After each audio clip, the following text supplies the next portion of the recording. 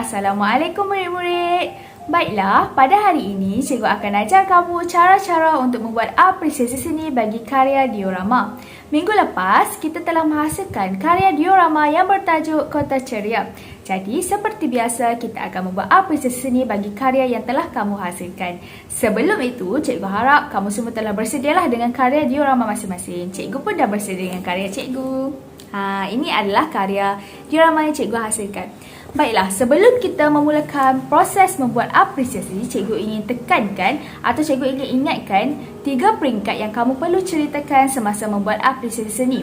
Yang pertama iaitu pendahuluan. Kamu boleh menceritakan tajuk, teknik yang kamu gunakan, media yang kamu gunakan serta bahasa seni visual yang ada pada karya kamu.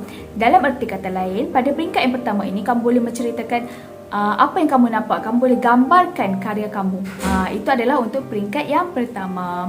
Pada peringkat yang kedua, kamu boleh menceritakan pengalaman semasa proses penghasilan. Dalam peringkat ini, kamu boleh menceritakan langkah untuk menghasilkan karya diorama serta pengalaman yang kamu lalui. Sama ada kamu mengalami kesukaran untuk memotong kotak, untuk menampal rumput atau pengalaman yang lainlah, sebab pengalaman setiap orang adalah berbeza.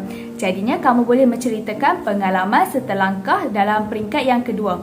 Semasa kamu menceritakan langkah itu, kamu boleh menyelipkan bahasa seni visual yang kita telah belajar. Baiklah, pada peringkat yang ketiga, kamu boleh menceritakan perasaan dan juga interpretasi.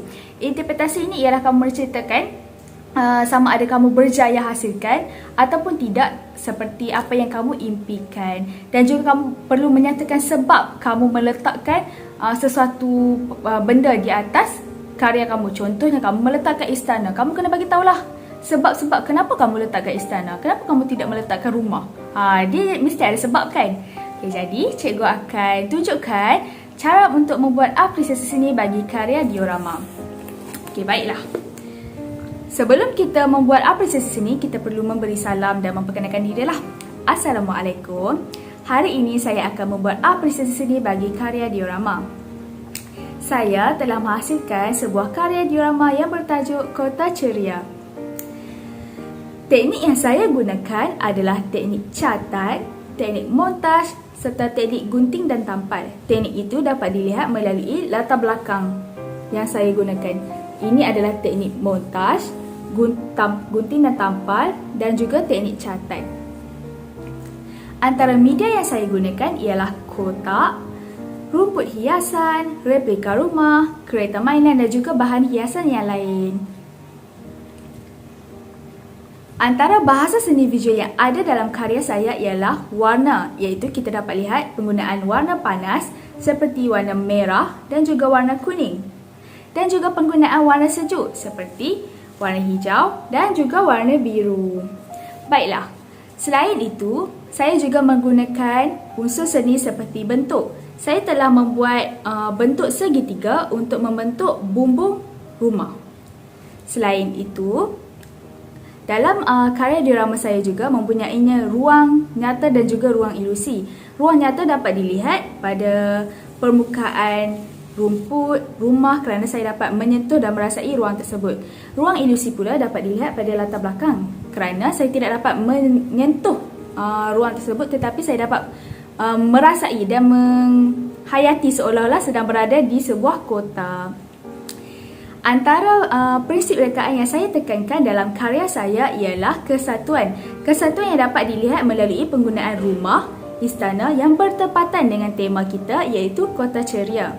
Saya telah menekankan prinsip rekaan harmoni kerana karya diorama saya ini kelihatan seolah-olah sangat tenang, damai dan harmoni, menimbulkan suasana yang harmoni.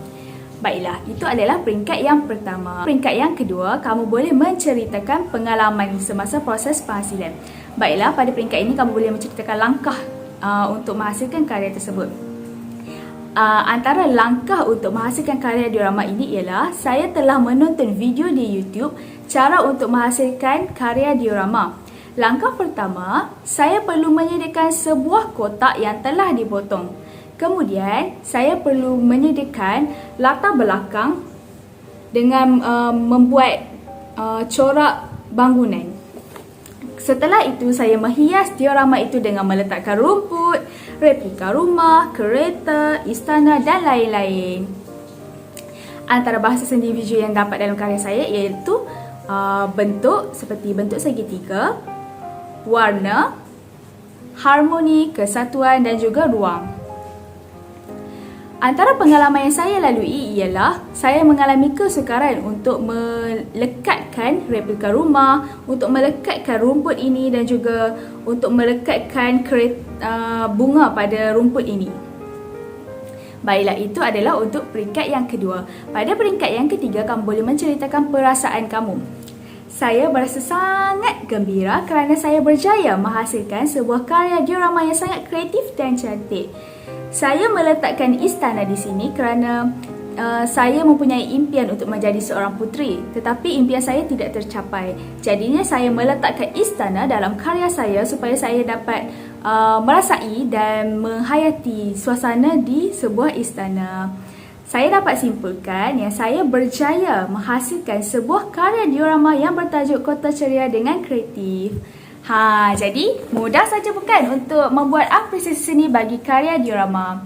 Jadi, tunggu apa lagi? Jom kita buat apresiasi seni bersama cikgu. Bye!